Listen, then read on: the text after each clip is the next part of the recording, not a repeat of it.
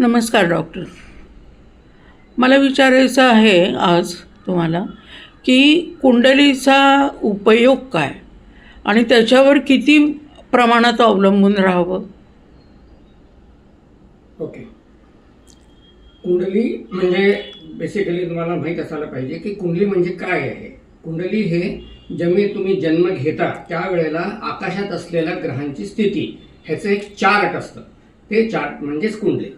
आता त्या कुंडलीमध्ये सांगितलेलं असते की बाबा ह्या ग्रहांच्या स्थितीप्रमाणे त्या गोष्टी त्याप्रमाणे होत राहतील. तुम्ही करा किंवा करू नका ते होतच राहतात. Because man is driven by the planets.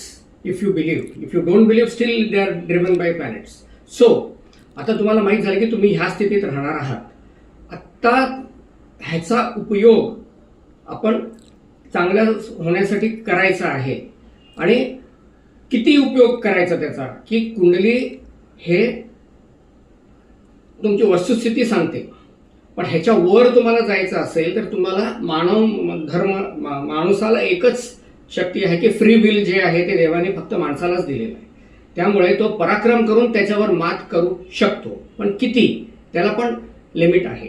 तर 70% आपण कुंडलीवर विश्वास ठेवावा, 30% आपण पराक्रमावर विश्वास ठेवावा, म्हणजे स्वतःवर, म्हणजे मनावर, आणि आपण आपला रस्ता पुढे ढकलायचा प्रयत्न करावा.